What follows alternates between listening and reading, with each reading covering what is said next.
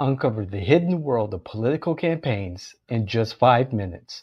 Join me, your host, David Washington, on Countertop Politics every Monday for exclusive campaign insights, tantalizing innuendo, and the secret sauce behind successful political campaigns. Don't miss out. Let's go.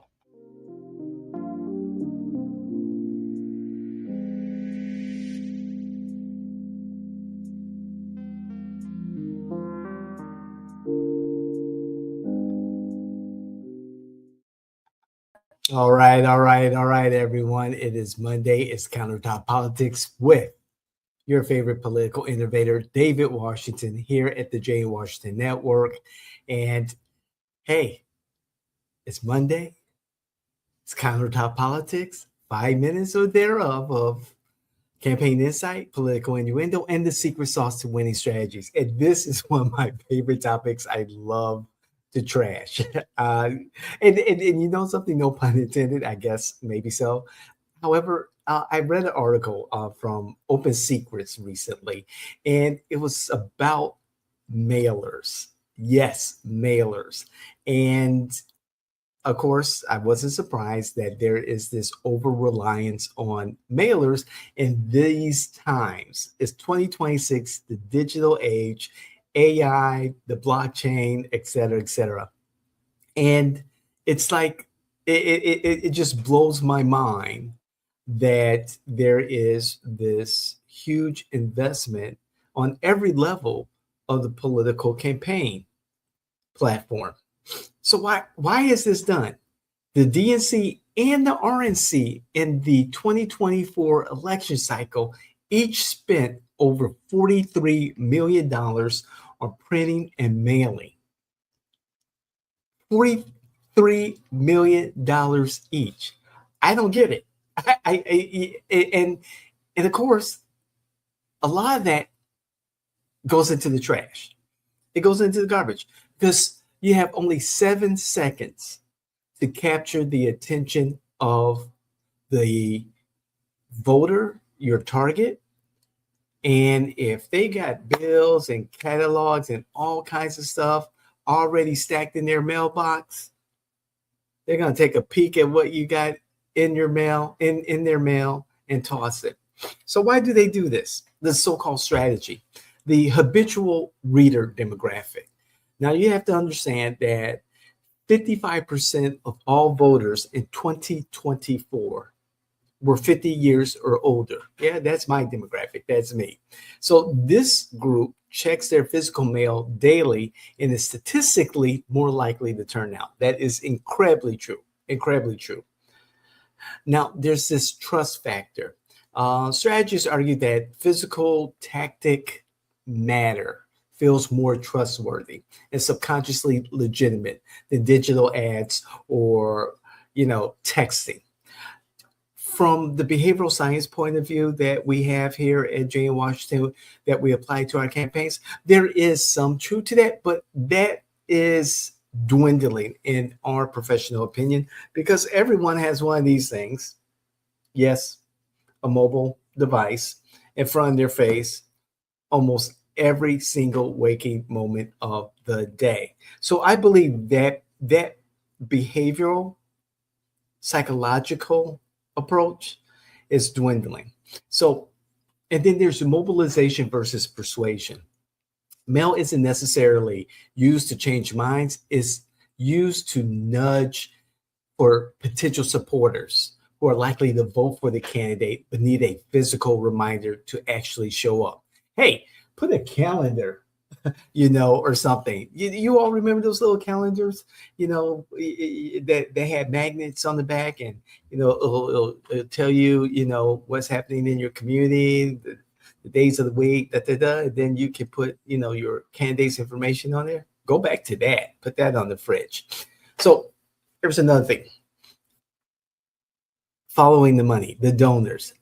The retired industry is what we're talking about. Retirees were the top donor group for all 6 federal party committees in 2024. They contributed over $426 million. You go where the money's at, right? And because these are older individuals, typically older individuals, the retirees, they are your prime group for donations or investments in campaigns. So why not? So also, there's this direct ROI, return on investment, because campaigns can actually track who responds to mail-in fundraising appeals, and it remains a measurable, however expensive way to bring in small dollar donations from middle America. So direct mail is used to target older voters for investments in campaigns, despite the expensive cost to do so. And then, here's where my skepticism really sinks in because, you've got the waste factor.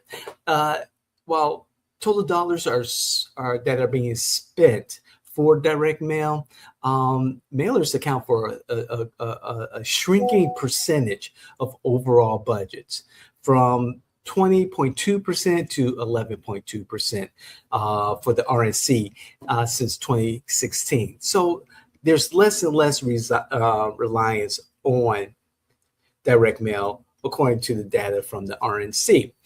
There is high overhead. You get postage, you get shipping, you get design, you get copy. It's expensive. The RNC spent $25 million that went strictly towards shipping and postage. Where's the return on investment in that? And then there's institutional inertia. This is what I call folks are just too lazy to do anything else. They're change resistant. And so there are consultants who profit from mail campaigns and they stick to an old, playbook. That's just it. They stick to an old playbook. And a lot of times those campaigns are losing campaigns. So in essence, here's the takeaway that I want you all to have. It's direct mail persists because it perfectly targets the people who actually vote and donate. Older, high turnout Americans. It's expensive and wasteful to many. However, in a close election, no party is willing to risk leaving a stone unturned. So, this is today's Countertop Politics. I hope you enjoy today's show and that it was useful. I hope that you've learned something. And if there are individuals in the community, family, friends, influencers in the wild, candidates and electeds that you believe can benefit from this type of content, please do not hesitate to share it with them. And of course, more importantly for us, we'd love to engage you, our listeners and our viewers. So keep it up. Please leave a comment across all of our podcast entities and let us know what you think. In the fog of war, there's a lot of things going on. And we want to make sure that our elections are fair and free. But more importantly, that you are engaged, whether you are a voter, whether you are a consultant, a candidate, or elected. We must encourage our fellow Americans to be involved, to engage in an intelligent way, and make America the best that it can ever be. I'm David Washington for Countertop Politics on the J. Washington Network. God bless. Thank you so much. I love you. We're out. We'll see you next time. Bye now.